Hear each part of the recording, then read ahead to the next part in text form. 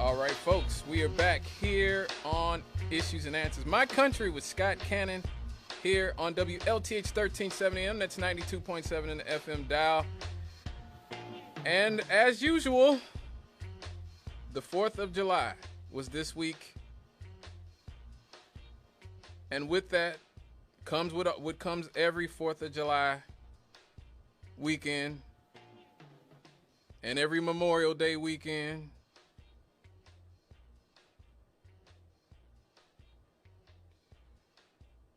And every Labor Day weekend, which is more people get shot. 32 people were shot, 2 fatally at a block party in Baltimore. 32 people shot at a block party in Baltimore. Wow.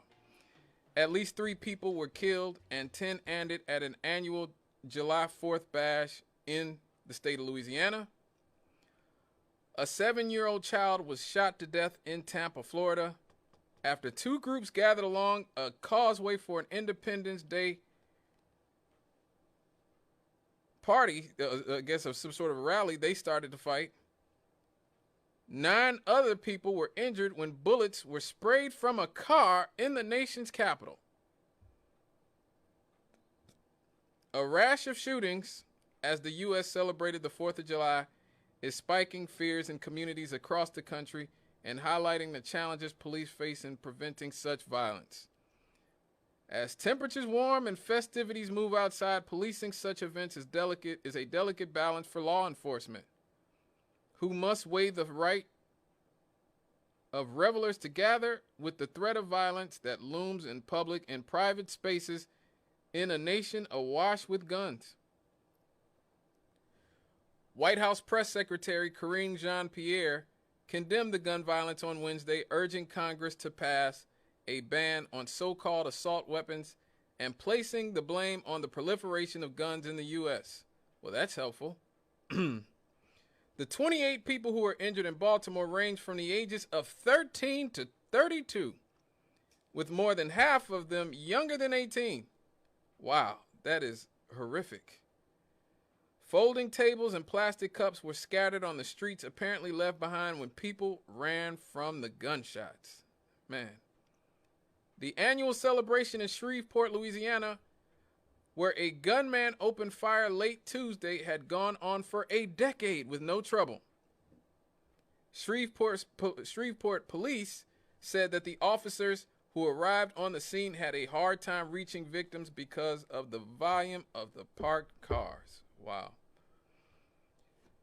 The Tuesday shooting along the causeway that crosses Tampa Bay, which killed the 7-year-old, stemmed from an argument over jet skis. Over jet skis that one group said were coming too close to children playing in the water. So you kill a 7-year-old?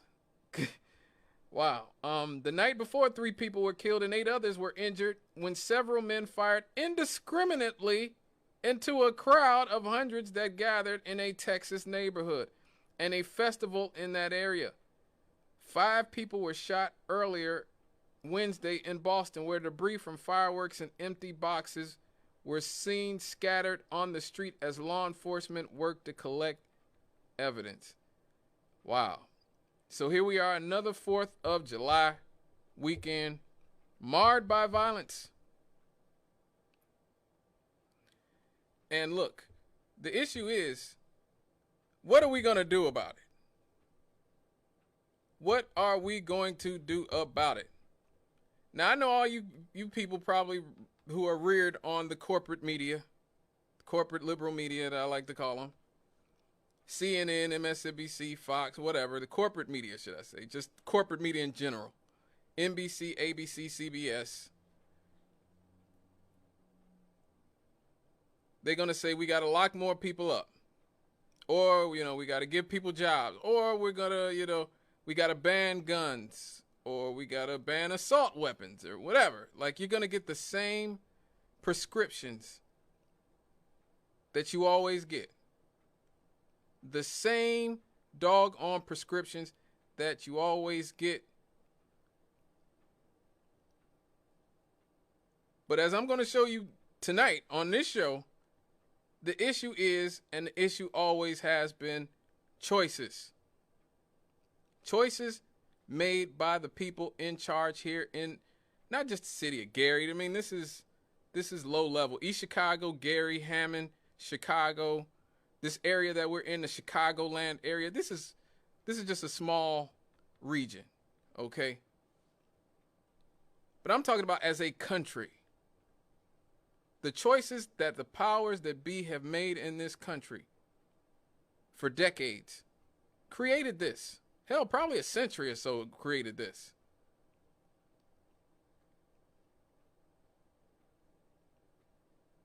They created this. And they know they created this. We know this because other countries don't have this. And we know what we've done in the past to negate gun violence. But we refuse to do it.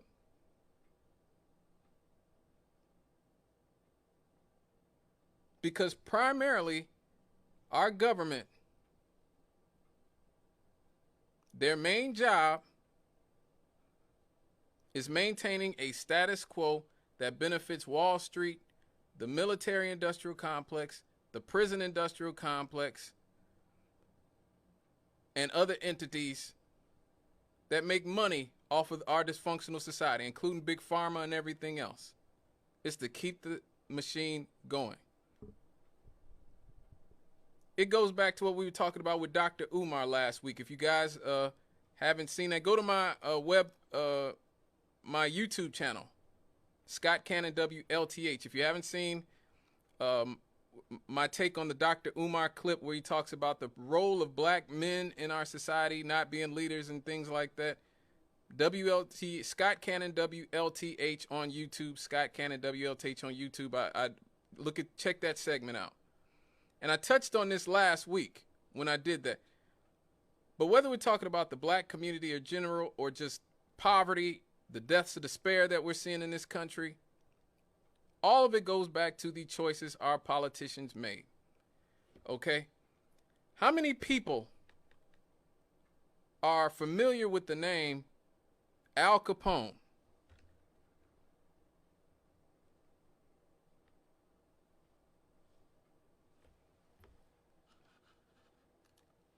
I'm pretty sure all of you are familiar with the name Al Capone. If you're listening to this show, you're probably familiar with the name Al Capone, okay? The most famous gangster this country has ever produced. From right over there in Chicago.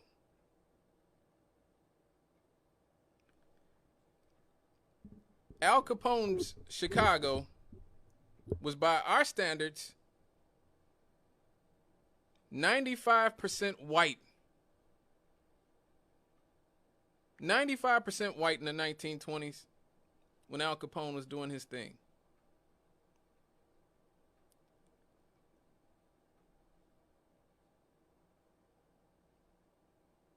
So,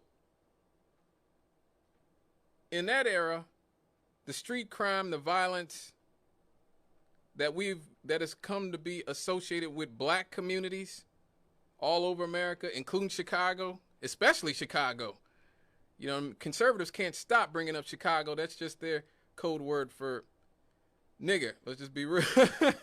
I ain't even gonna say N-word. Just say nigger. Okay. What about Chicago is what about the niggas, basically. So why was Al Capone's Chicago so violent? Well,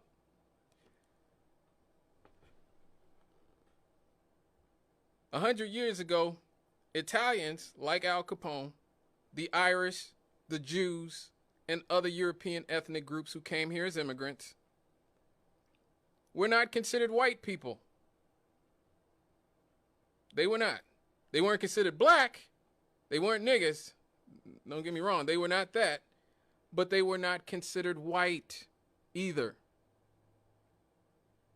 And because white people did not consider them white, they were redlined into ghettos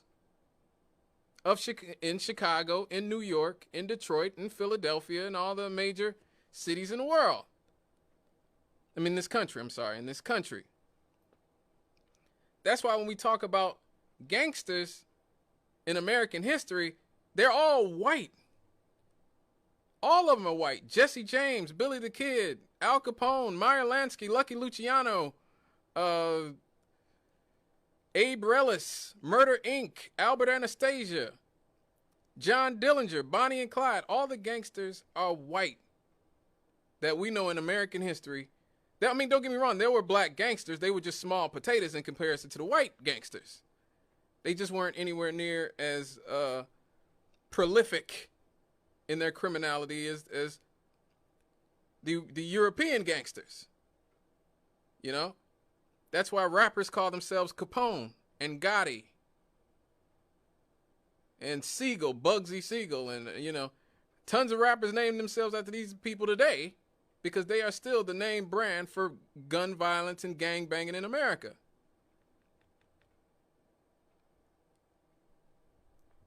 So what drove a lot of the violence during that era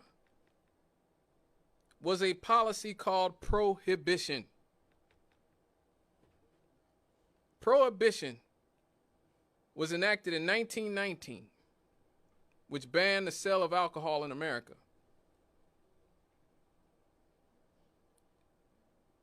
Did it stop people from drinking alcohol? No, of course not. It didn't stop anybody from drinking alcohol. But what it did was it gave an illegal stream of revenue to all the gangs of European immigrants, the Italians, the Irish, the Jews, who at that time had been locked out of the American dream. These people have been redlined into the ghettos of America. So prohibition happens and violence explodes all over America. Insane violence. That's why we have these legendary gangsters, Capone, Murder Inc., Bonnie and Clyde, John Dillinger, you know, Albert Anastasia, Abe Relis, all these people. That's why we have these gangsters, because prohibition drove an insane amount of violence in the 1920s and the 1930s. There's still movies being made about it. There's still movies being made about Prohibition era gangsters in the 21st century, 100 years later.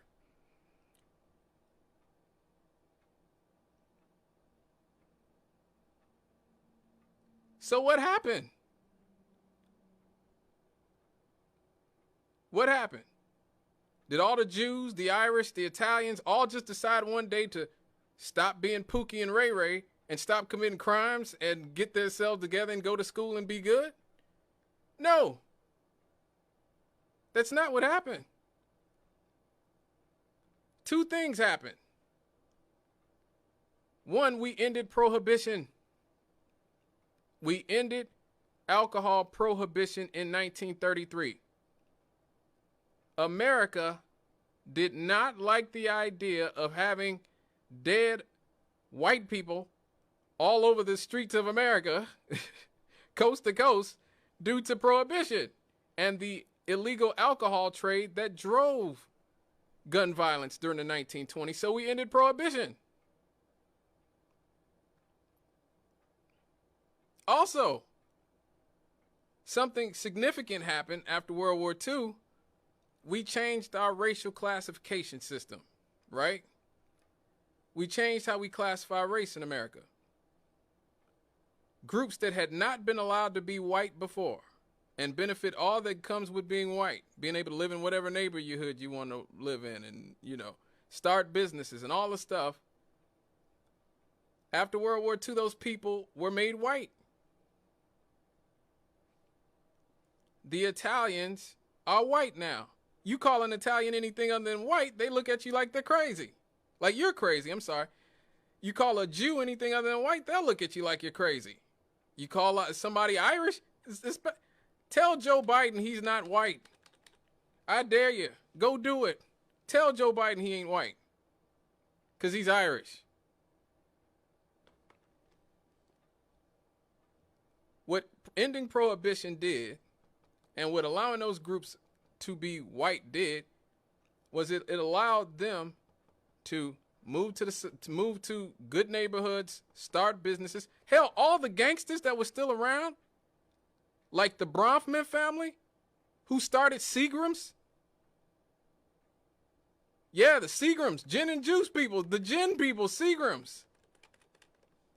I mean, I don't drink alcohol, so I only know them from ginger ale. I'll drink me some Seagram's ginger ale. But the Bronfman family, who started Seagram's, they were gangsters.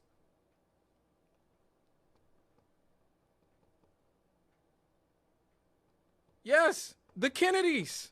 John F. Kennedy. Probably our most beloved former president. The one that everybody's trying to be to this day. His father, Joseph Kennedy, was a gangster, was a bootlegger. The Kennedys made their money the old school way, from crime.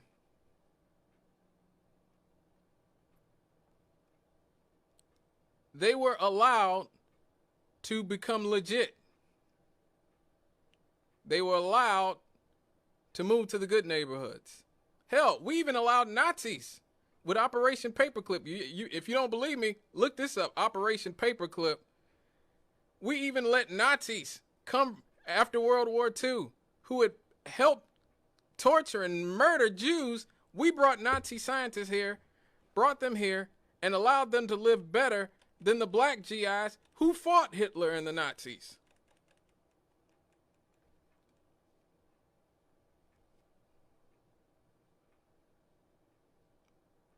And from the 1940s and 50s on, we spent the rest of the 20th century designing every American city the same way, based on the blueprint of a man named Robert Moses.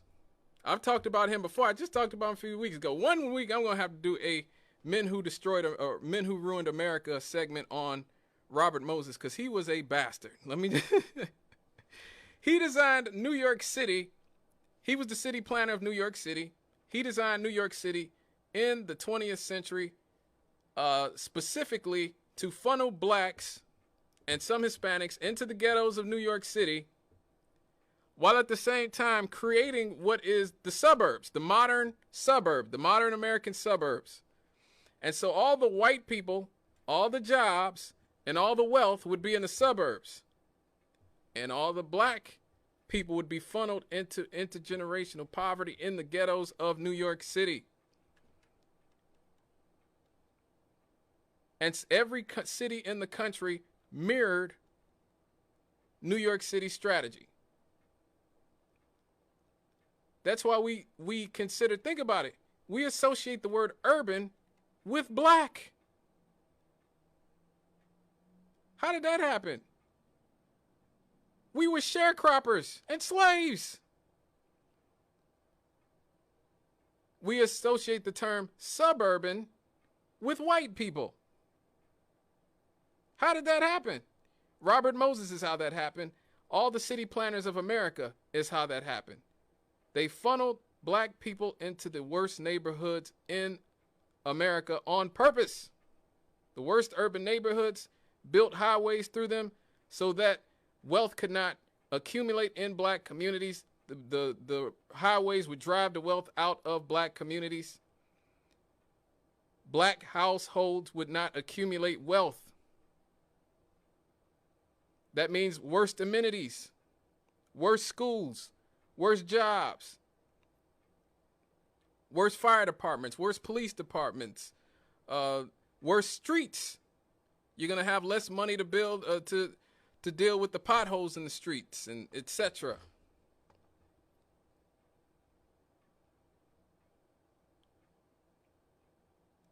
And so these were policy decisions. These were decisions that were made. When we see this mass violence, whether we're talking about here in the city of Gary, whether we're talking about in Chicago, whether we're talking about anywhere else, this violence was planned. It was created specifically by how American cities are designed. And we as Americans, we have to get out of the mindset that everything is about you, the individual. Everything's not about you, the individual.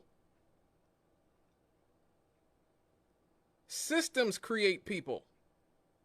Elites create systems, and the systems create the public. And not just in this country, in other countries. We're going to talk about some other countries that actually have systems that benefit their population a little bit later on.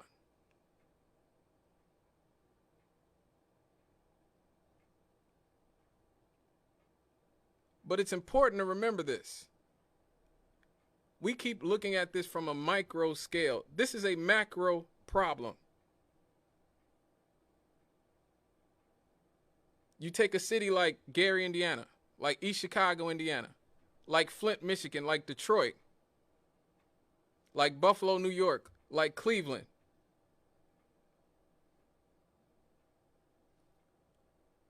The powers that be spent the second half of the 20th century, probably from the 1960s or 70s on, right? Destroying labor unions in this country and destroying American workers. We talk about this on this show a lot. You can go through the archives of My Country with Scott Cannon. I talk about all this very often. If you listen to the show, you should be sick of hearing me talk about this, but it is extremely relevant. Cities like Gary, Indiana were murdered. Detroit was murdered. The south side of Chicago was murdered.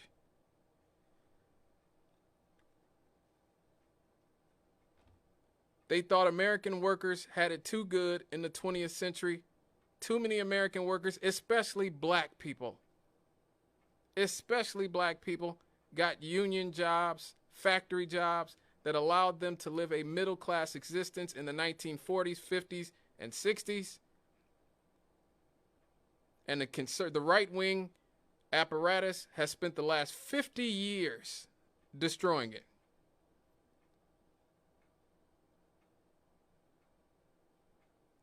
They destroyed organized labor.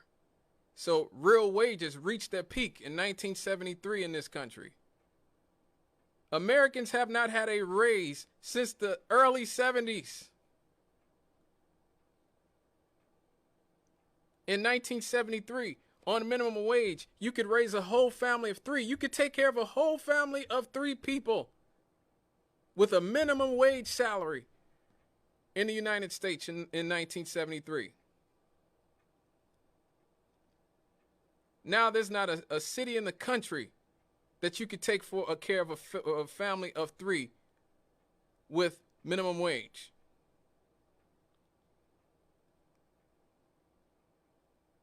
Not one. People who work at Walmart full time are on public assistance. People who work 40, 50, 60 hours a week need public assistance. Don't have health care.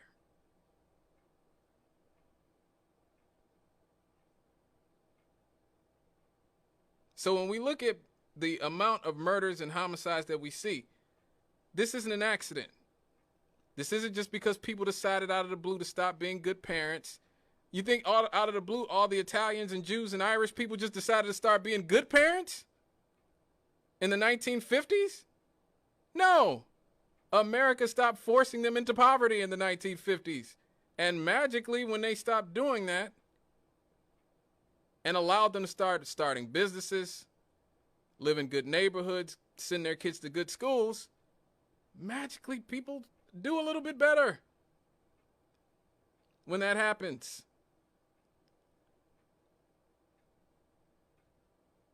The people that we have in charge of our society plan for this. That's why I'm so adamant about not allowing myself to give consent to the people in power to continue to push these failed policies. Well, I won't say failed policies because they work the way that they want them to. They don't work for me, but they work the way that the powers that be want them to work. The prison industrial complex may not work for me, but it works for the people who own the private prisons. The military industrial complex may not work for me, but it certainly works for the people who benefit from bombing 6, 7, and 8 countries at once and flooding the world with weapons. America's the biggest gun seller on the planet. A lot of people don't know that, but it is. It's true.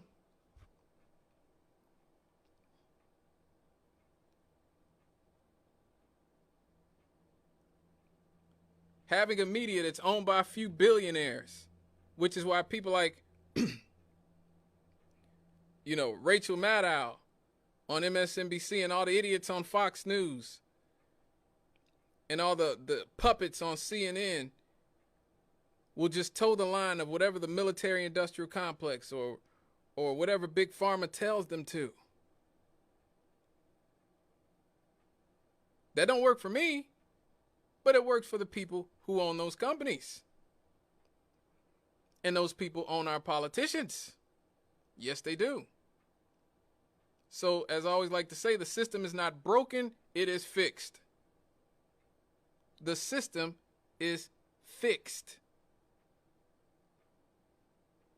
So instead of whining about, oh my God, another weekend where people got shot, or oh my God, I can't believe there's crime in the inner city, remember, the inner cities are designed to incubate crime. The inner cities are designed to break up families. They are designed to exacerbate anxiety and fear and mental illness, which a lot of the people running around these regions and these communities who've seen people get shot and killed since they were 4, 5, 6, 7, 8, 9, 10 years old.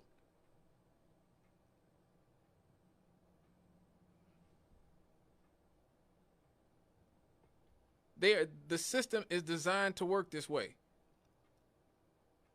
So the questions we need to ask is, how do we get rid of these powers that be, or change these powers that be, or at least change this system? What can we do to find a way out of this corporate capitalist hellscape that we live in?